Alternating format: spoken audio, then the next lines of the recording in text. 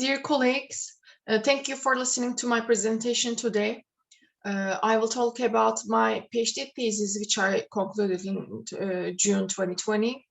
My advisor was Emine Bogenç, Professor Dr. Emine Bogenç Demiray from Yildiz Technical University, Turkey. This presentation is a short version of that dissertation, and it is titled A Relational Approach to Sociology of Translation, Translators with Disabilities.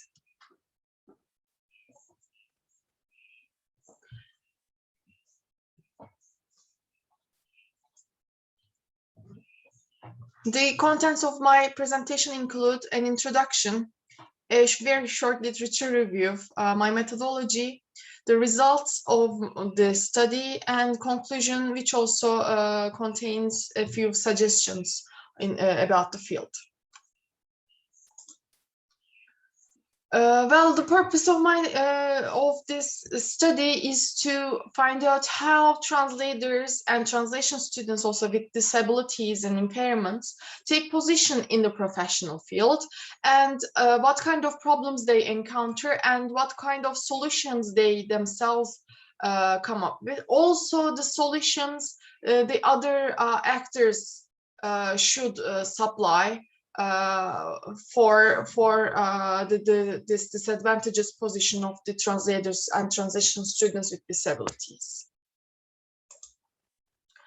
Here we have a very short literature review. It is short because there aren't many works, many publications concerning the translators with disabilities. Here there is a short list of the publications. The first one, and one of the very earliest studies conducted by Kirklareli University, the training of blind students at Trieste.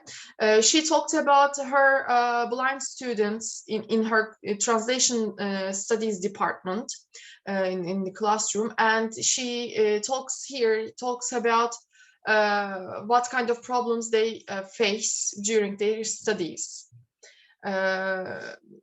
We should note that this work was published in 2003.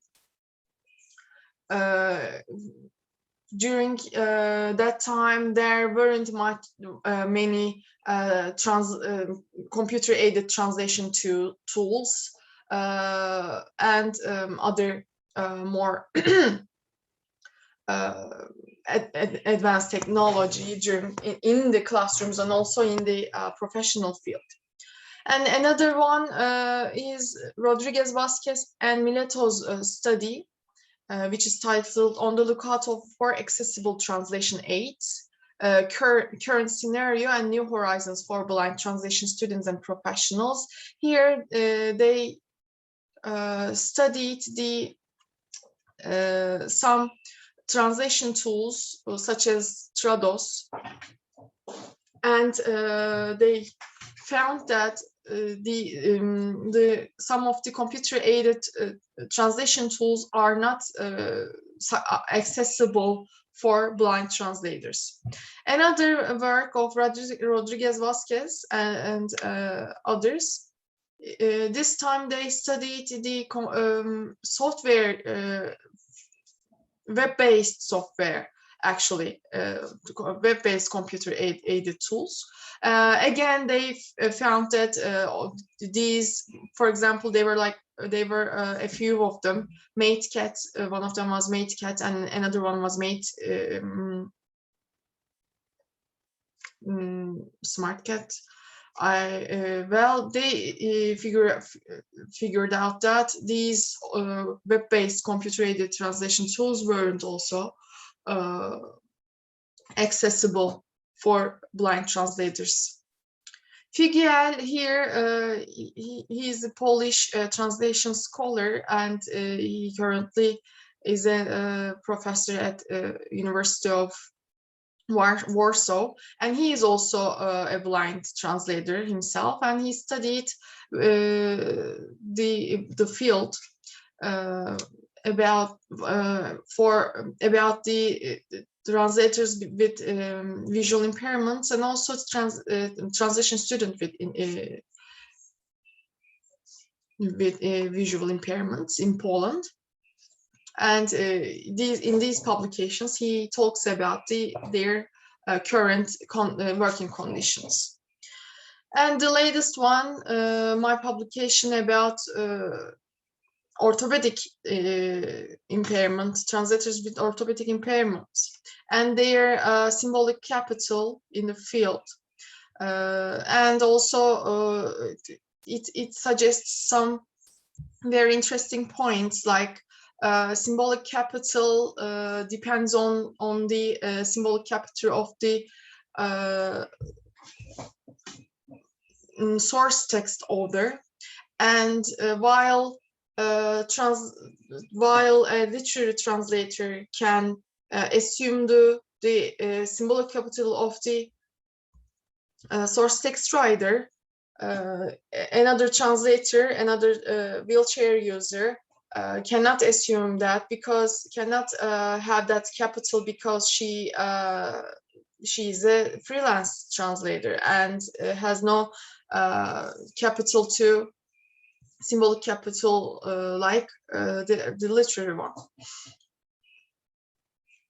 So, but this study is conducted here in Turkey, and my methodology, in my methodology, I used the sociology of translation, because encompassing all the actors taking part in the translation process, the sociology of translation treats the concept of translation as a relational phenomenon, as the actors there are constituted by and constitutive of each other in the field.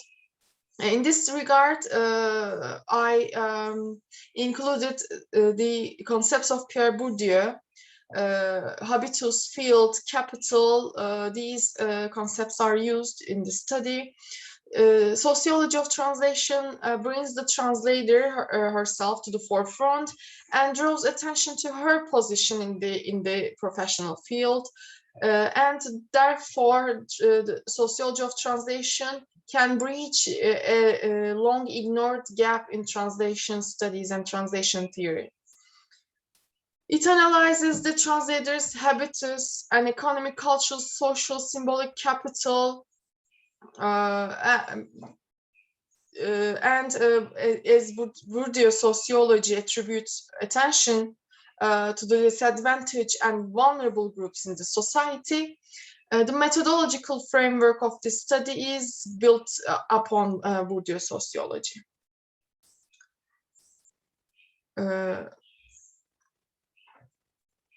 Here, Bourdieu Sociology can sustain a very solid ground to investigate how translators with disabilities in Turkey take their position within the professional field.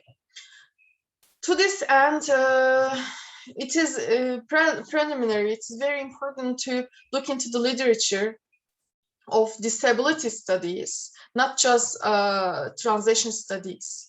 Disability studies is an emerging academic field, and it addresses the phenomenon of disability and impairment. It also tries to promote and improve the social status of the persons with disabilities and impairments. It tries to influence policymakers with theoretical and field work.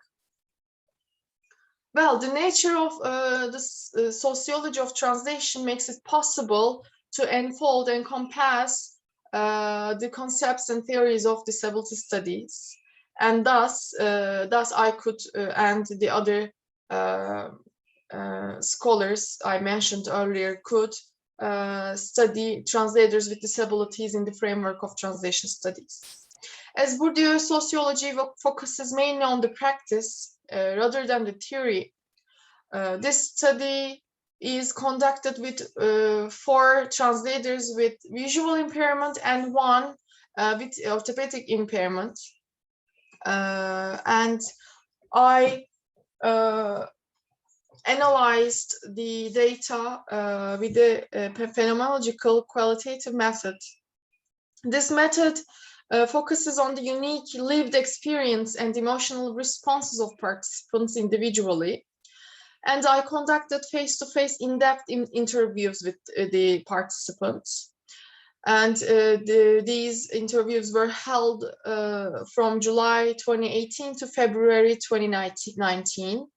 The audio recordings of each interview was transcribed and analyzed with the phenomenological qualitative analysis.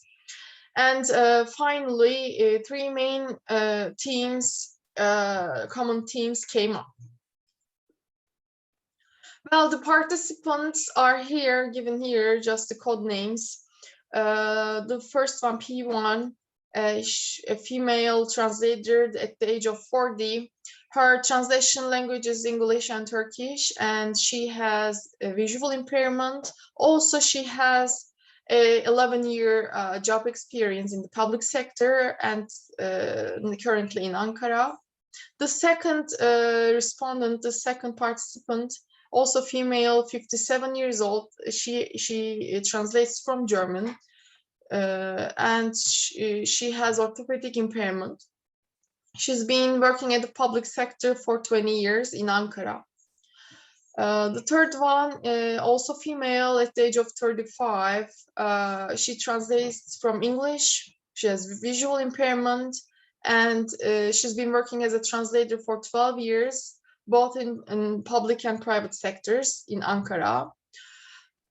Fourth participant is male, 25 years old. He translates from English. He also has visual impairment and 3 years of job experience. He currently lives in Istanbul. The fifth participant is also male, 22 years old. He's a translation student, actually. He translates from German. He has visual impairment, and he lives in Turkey. Well, the results of as a result, I came up some common themes, as I mentioned before, 3 common themes.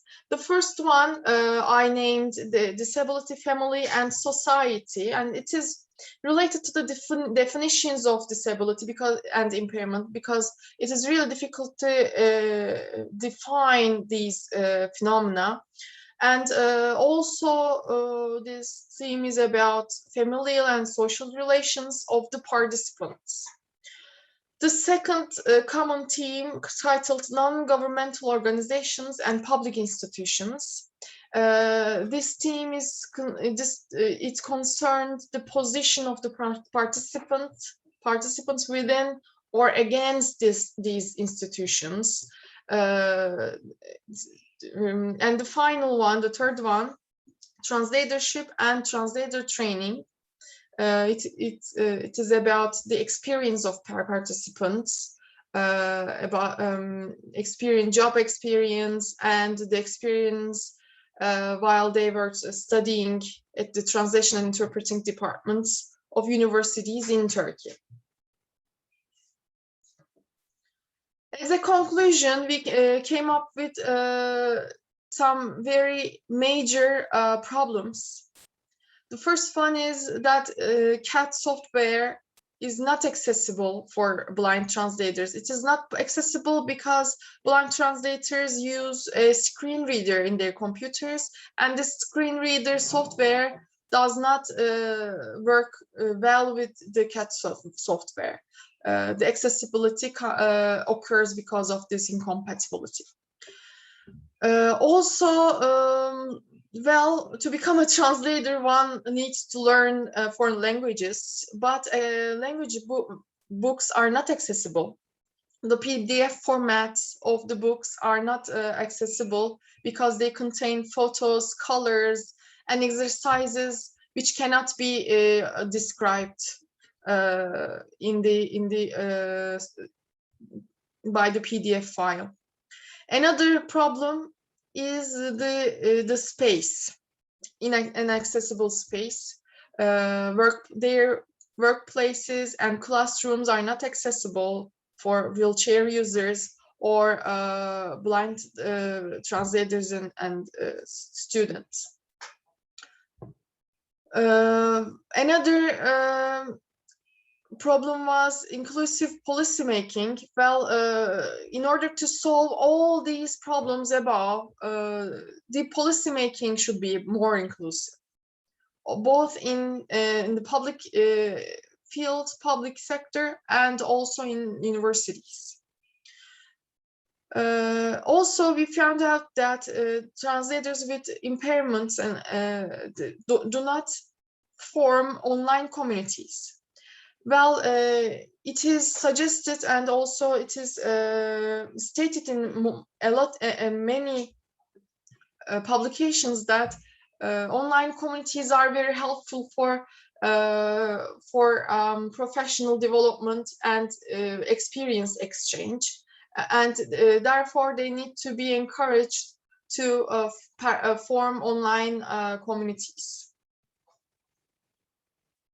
This is the end of my presentation. Thank you for listening. If you have any questions, you can write me here in my email address. Thanks for listening.